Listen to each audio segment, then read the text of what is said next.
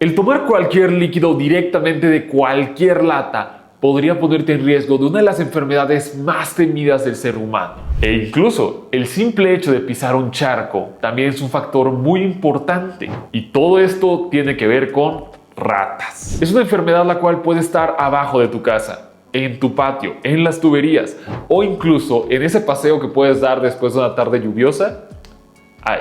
Estamos hablando de la leptospirosis, que aunque es una enfermedad de la cual se habla mucho, hay varias campañas a nivel mundial y sobre todo a nivel Latinoamérica para hablar de esta enfermedad que se conozca. Muchas personas las pasan desapercibidas. Se estima que hay más de 500.000 de casos de leptospirosis anualmente. Y es una enfermedad que puede llegar a inundar países, principalmente después de las lluvias fuertes o inundaciones. Y si te daban algo de miedo las ratas, a partir del día de hoy te van a dar terror. ¡Tengo miedo! Soy el Dr. Polo Guerrero y el día de hoy todo lo que tienes que saber sobre leptospirosis. Nada más antes de iniciar me gustaría recordarte que aquí abajo está el botón de suscripción por si todavía no lo estás. También si te gusta este video o los demás videos que tenemos en el canal, agradecería muchísimo que dejes tu me gusta.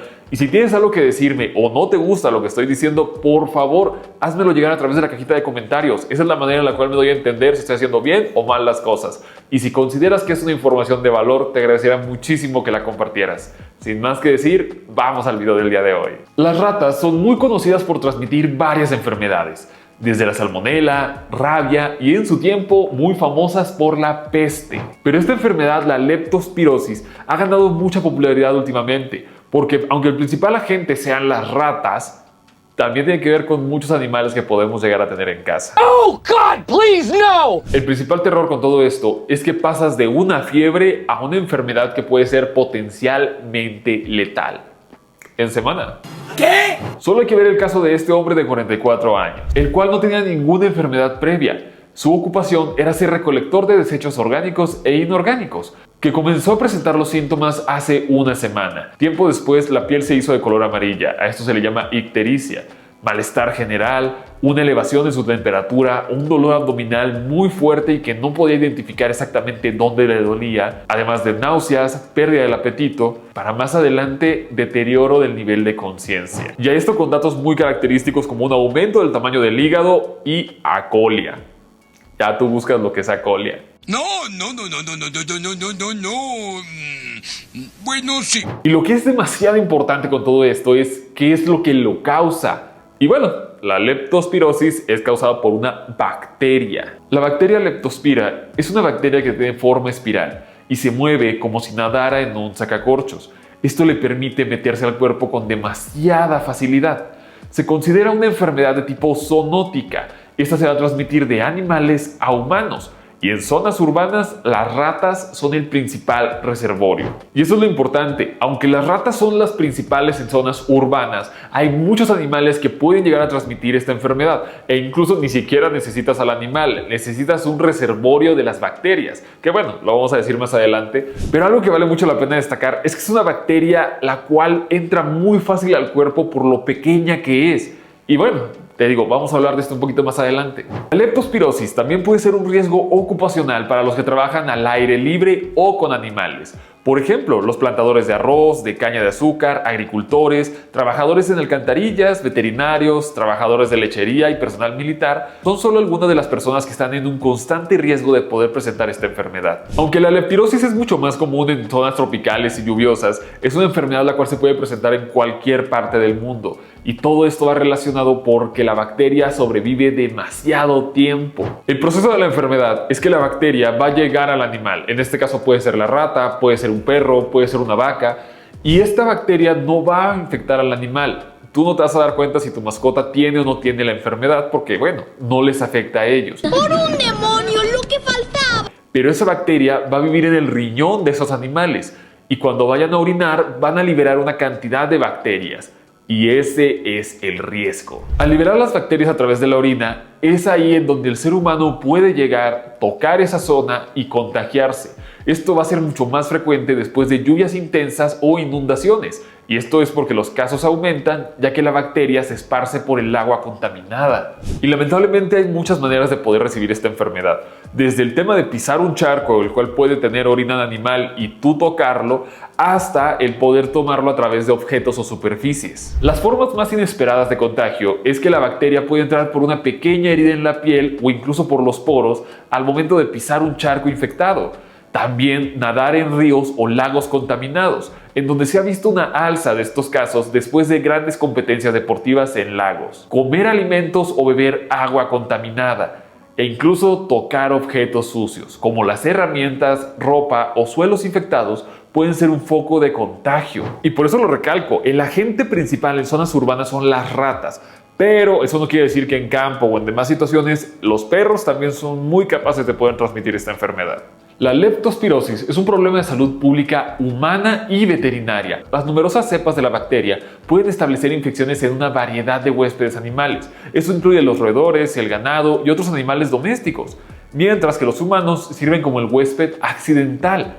Animales domésticos y silvestres en estado de portador pueden liberar leptospiras intermitentemente por muchos años o hasta durante toda su vida. Así que este tipo de enfermedades no te vas a dar cuenta.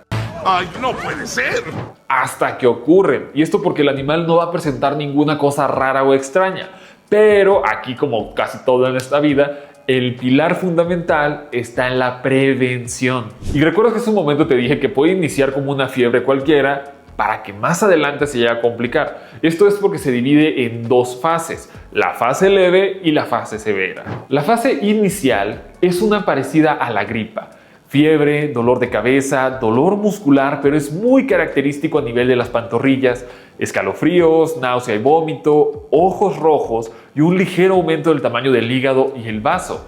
Pero esto se puede llegar a resolver de la nada de 7 a 10 días. E incluso es muy frecuente también poder encontrar que hay personas que son asintomáticas, pero que de todos modos pueden llegar a transmitir la enfermedad. ¡Oh, rayos! Algo que vale mucho la pena es que para que la enfermedad se pueda llegar a presentar, necesita entrar a tu cuerpo a través de cualquier tipo de herida. Las más comunes pueden ser a nivel de los dedos, pero en el caso de la boca, si llegas a tener alguna cortadita, también puede llegar a pasar la enfermedad.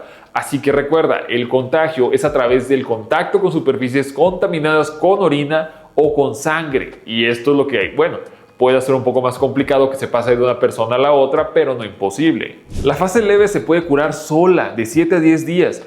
Pero es ahí donde llega la parte más fea. Fea con F de foca. La fase grave puede ser mortal y se caracteriza por la insuficiencia del riñón, un color amarillo en la piel, la famosa ictericia en los ojos y en la piel, hemorragias internas, problemas cerebrales como la meningitis, que también puede llegar a hemorragias cerebrales y pueden presentarse lesiones muy severas a nivel del riñón, llegando a causar problemas en los niveles de electrolitos y la disminución de la orina.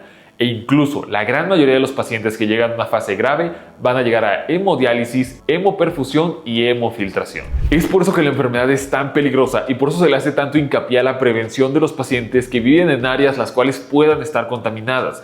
Y esto es porque la fase grave se caracteriza por tres cosas: ictericia, que es el color amarillento, cualquier problema a nivel renal que cause una disfunción renal aguda, y a esto también que puedas llegar a tener hemorragias de la nada. El principal problema con estas hemorragias es que ocurren en cualquier parte del cuerpo, a nivel cerebral, pulmonar, cardíaca, hígado, todo o cualquier parte del cuerpo puede llegar a una hemorragia severa, y eso se le conoce como la triada de Weill. E incluso la gran mayoría de pacientes en etapa final fallecen de una falla multiorgánica con choque séptico y hemorragia grave. Pero no todos los pacientes van a cursar de la misma manera. Puede ser que la gran mayoría pasen de la fase inicial con una gripe cualquiera a la fase grave, pero hay pacientes los cuales en automático van directo a la fase grave, lo cual obviamente les da mayor riesgo de mortalidad. Uno de los mayores problemas que tenemos con este tipo de enfermedades es que los síntomas son muy similares a los de cualquier otra enfermedad. ¡Demonios! Si tú ves un paciente el cual está amarillo, a lo mejor piensas en que tiene un problema en el hígado, un problema en el páncreas, en la vesícula biliar, e incluso si llegas a ver que tiene muchas hemorragias, pues también puedes llegar a pensar en, ¿por qué no?, un dengue, alguna deficiencia, y bueno, una gripe en cualquier lado va a pasar como una fiebre, dolor de cabeza, náusea y vómito. Ese es el verdadero reto cuando hablamos de esta enfermedad. Para poder hacer el diagnóstico necesitamos análisis de sangre u orina, esto para detectar la bacteria. También es posible que se soliciten pruebas de anticuerpos, que esto puede tardar unos días en dar positivo, y el cultivo de la bacteria es el más preciso, pero es la manera más lenta de poder hacer el diagnóstico. Y por eso se cataloga como una enfermedad la cual sí hay que estar muy al pendiente, porque si un paciente lo tiene y lo detectamos que ya puede ser a lo mejor algo complicado, quiere decir que hay muchos más pacientes que pueden llegar a tener la enfermedad, incluso como pacientes asintomáticos. Y ese es el verdadero reto cuando hablamos de la leptospirosis, que es una enfermedad que se parece a muchas otras, pero que cuando pega, pega muy recio. El diagnóstico generalmente se da por la clínica del paciente, más el antecedente de a qué se dedica, y esto todo relacionado a los datos epidemiológicos. Incluso se pueden hacer pruebas como la prueba de aglutinación microscópica, conocida como MAT, o la famosa prueba de ELISA, el inmunensayo enzimático, que son dos pruebas serológicas utilizadas para el diagnóstico de laboratorio de leptospirosis. Pero no es como que te hagan una prueba de MAT y ya con eso ya hiciste el diagnóstico, sino que se tiene que hacer dos pruebas para realmente poder decir es o no es esa bacteria. ¿Y eso es malo? Lo más interesante con toda esta enfermedad es que aunque los síntomas de la enfermedad grave son muy graves, el tratamiento en las primeras etapas es bastante sencillo. Es a uso de antibióticos. Estamos hablando de una bacteria que, aunque sea demasiado pequeña y muy rara de poder ver a diferencia de otras bacterias, es algo lo cual se trata con relativa facilidad. Pero Oh, por Dios, tengo miedo. en los casos leves, los antibióticos como la doxiciclina o la amoxicilina son muy utilizables. Pero los casos graves van a necesitar hospitalización, antibióticos intravenosos y soporte para órganos afectados, como puede ser la hemodiálisis. E incluso pacientes que están en un cerco epidemiológico sí pueden recibir tratamiento si no tienen la enfermedad. Y todo esto es para prevenir que llegue a esa enfermedad. Pero no es en todos los casos y depende mucho de la región donde tú vivas, si existe o no existe esta enfermedad. Que bueno, en América Latina lamentablemente pues es muy común, pero no por eso a todos les vas a dar doxy. Y yo sé que a lo mejor puedes asustarte un poquito con todo lo que te acabo de decir, de que el simple hecho de pisar un charco, de tocar una superficie o estar en contacto con algún animal como tu mascota puede llegar a provocar esta enfermedad. Pero para esto existen las poderosísimas guías de prevención de la leptospirosis. Lo primero y más importante es evitar el caminar descalzo en zonas de agua contaminada o estancada. El utilizar guantes y botas si trabajas en áreas húmedas o con riesgo de contaminación, al igual de nunca tomar agua de fuentes desconocidas. Parte importante es mantener la limpieza de tu casa y controlar la presencia de ratas. Y sobre todo, vacunar a tus mascotas si vives en zonas de riesgo. Si te das cuenta, no es nada del otro mundo, son reglas básicas de higiene, pero estas pequeñas reglas son las que hacen las grandes diferencias ante casos tan graves como los que te decía al inicio del paciente de 44 años, el cual afortunadamente se le hizo el estudio serológico, se le diagnosticó y se le trató y no pasó nada. El paciente siguió con una vida completamente normal, pero es eso, tuvo que pasar todo eso para poder hacer el diagnóstico y obviamente curarlo. La leptospirosis es algo lo cual está más cerca de ti de lo que tú crees. Y lamentablemente son cositas las cuales tienes que conocer para poder tratarlas a tiempo y evitar feas complicaciones. Pero bueno, eso sería todo por el pequeño video del día de hoy. Espero que aprendieras algo nuevo y que te des cuenta que muchas veces podemos escuchar de las ratas, que sí son algo lo cual hay que tenerles cuidado, hay que tenerles precaución, pero que te des cuenta que hay animales mucho más cercanos a ti que también pueden ser un riesgo. Y sobre todo, tú ya sabes que una fiebre nunca la tienes que subestimar. No estoy en contra de que te esperes 1 o 2 días a ver si se resuelve o darle medicamento para la fiebre, pero si este no se quita, es el momento indicado de ir y acudir con tu médico. Por aquí te dejo las demás redes sociales por si tienes alguna pregunta o algo similar. Y si tienes alguna pregunta respecto a que si viste una rata en tu casa, por favor, pregúntale a tu médico y ve a vacunar a tus mascotas.